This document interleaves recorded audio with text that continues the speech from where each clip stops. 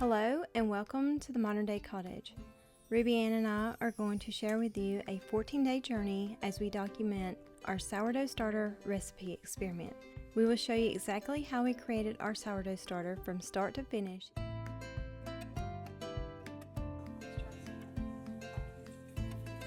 We will also share a blog post with printable instructions and a free recipe card with step-by-step photos. We will put the link down below.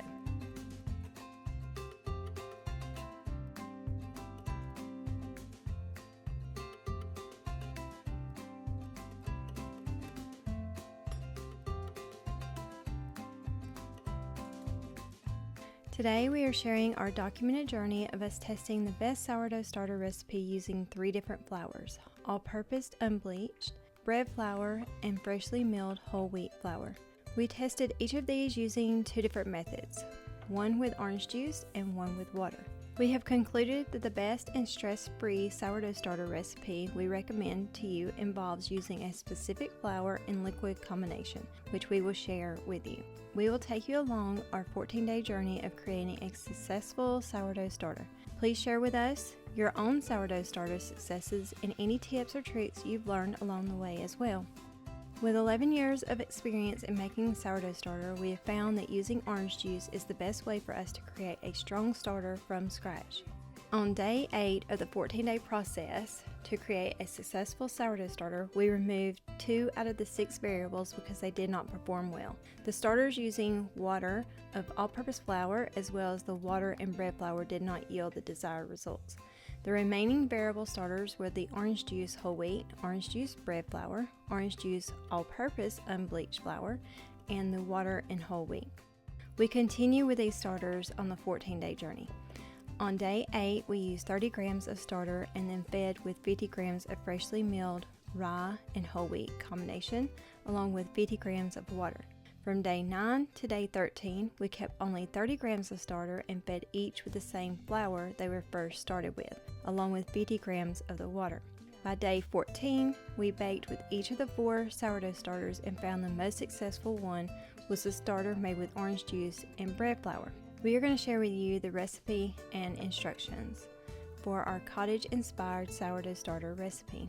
Here are the ingredients: 50 grams of freshly squeezed orange juice and 50 grams of bread flour.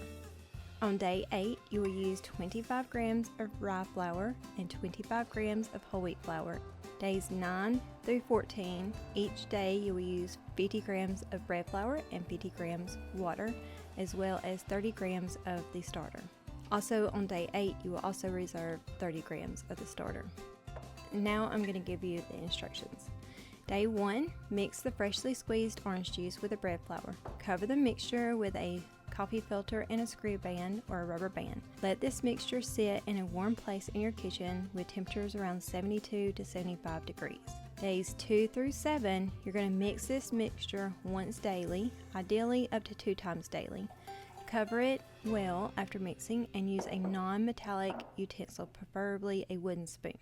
And don't discard this, don't add anything to it. Days 1 through 7. Don't do anything but mix it up. Day 8, discard all but 30 grams of this mixture and add in 25 grams of rye flour and 25 grams of whole wheat flour. Mix well and cover.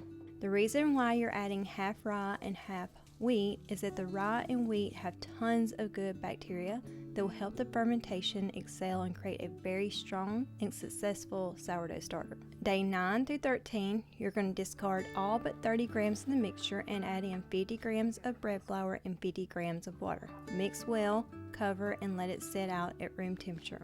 Day 14, discard everything but 30 grams and repeat the process as you did on days 9 through 13. Your starter will be ready for your first loaf of sourdough bread when it doubles in size and has a stringy spiderweb appearance when you spoon it out. I'm going to share 2 different ways with you on maintaining your sourdough starter.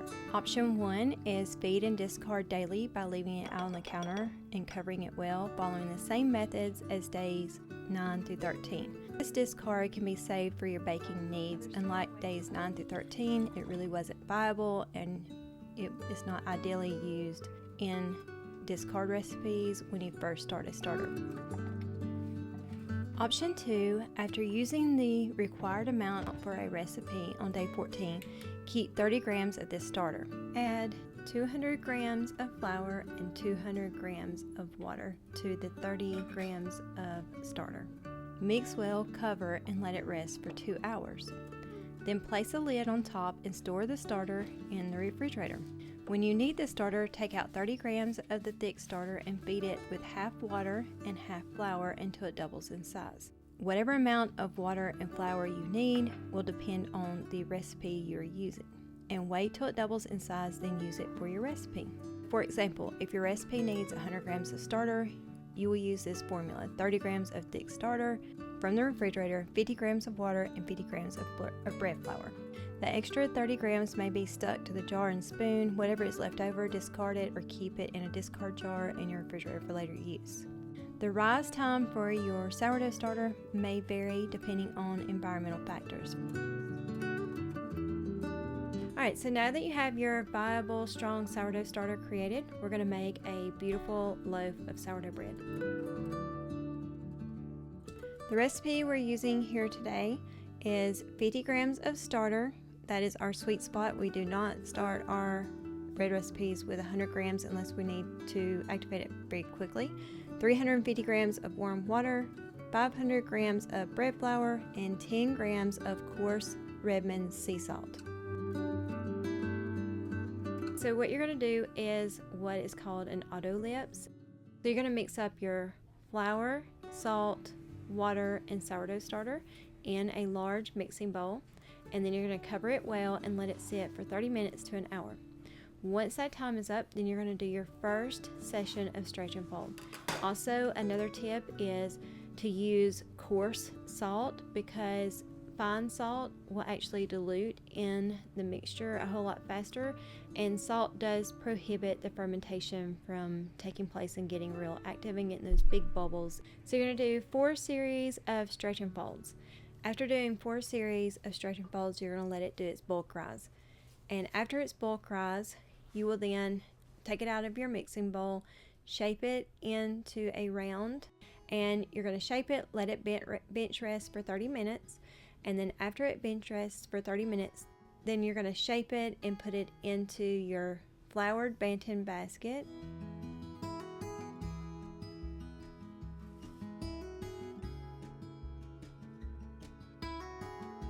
As Amazon and Azuri affiliates, any link below that you click on and make a purchase, we may make a small commission at no cost to you.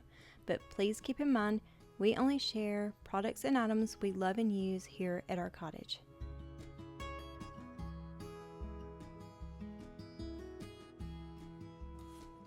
Then you'll let it rise for 1 to 2 hours.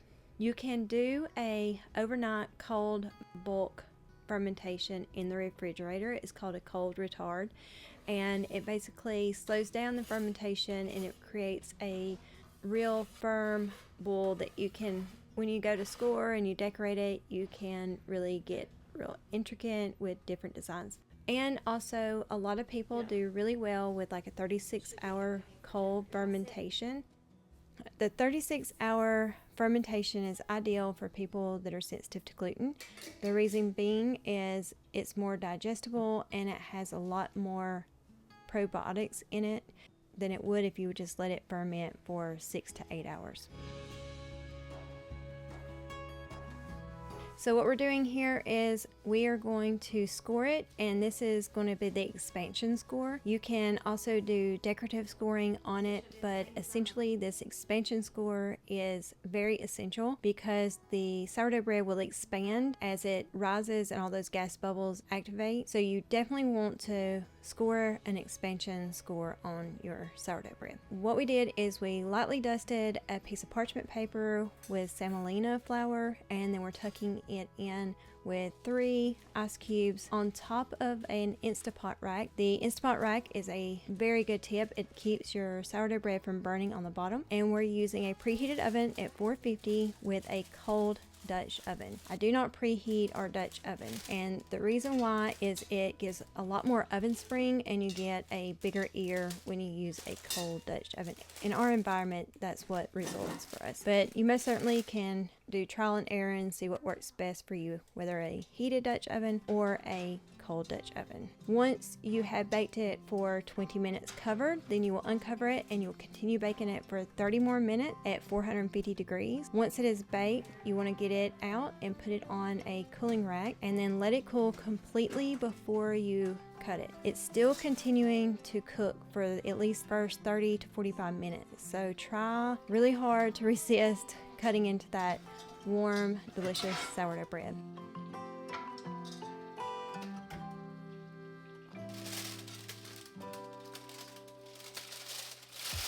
The final bread that we ended up liking the best was the one that was created with the bread flour and the orange juice at the very beginning. The rest of the sourdough starters did not yield a beautiful loaf like this one.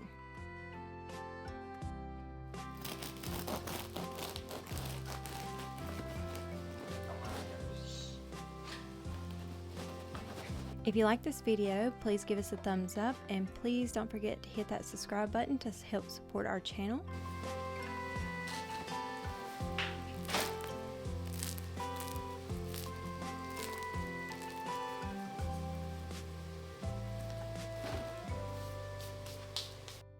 Enjoy your new starter and feel free to give it a name. Our starter is named Bessie because she is messy.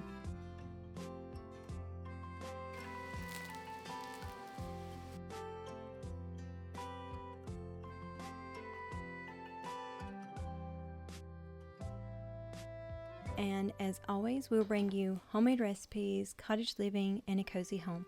We hope to see you in the next video.